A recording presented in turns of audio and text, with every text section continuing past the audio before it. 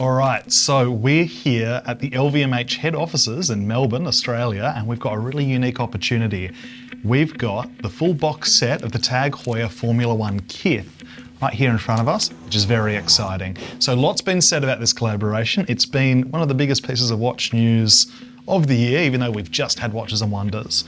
I'm very keen to open this box up, show you what's inside. So come on, let's open this one up.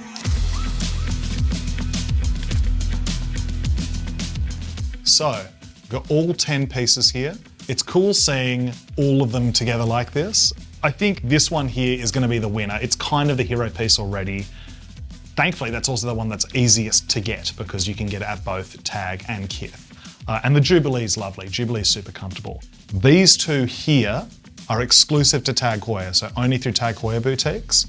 And then the rest are Kith exclusives. I've got a soft spot for this red one, the Kith Tokyo model, because it closely resembles the watches that McLaren F1 mechanics wore back in the day.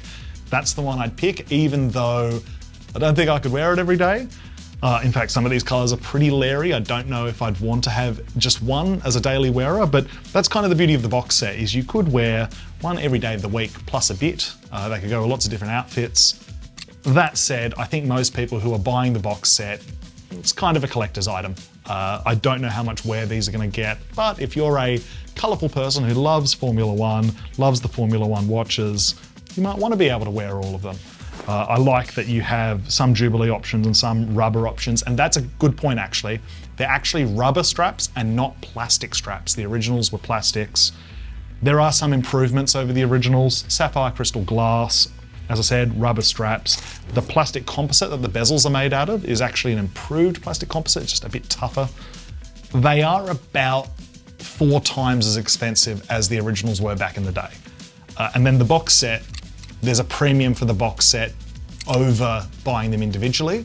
That said, if you buy the box set, each of these are numbered 1 of 75. So there is technically a difference between these and the ones you buy individually. Also, for a lot of consumers, because there's not Kith stores in every country, there's no Kith store in Australia, if you want to get the Kith models, this is probably the best way to do it. So, that is the TAG Heuer Formula 1 Kith box set. I'm gonna be honest, I think it's sick. I like having this rainbow of watches, and I think it's cool that, like a streetwear drop, that's sort of Kith's bread and butter, they've done the same thing with watches. However, I will admit it's a lot of money to spend on 10 watches, particularly when you consider the box set is more than buying the watches individually. So I'm curious, is this box set something you're interested in? Would you consider buying it? Is it an investment piece? Is this a gimmick? We're keen to hear your thoughts. We want to hear from the TAG Heuer tribe, so please let us know in the comments, and to find out more, go to the Time+Tide website.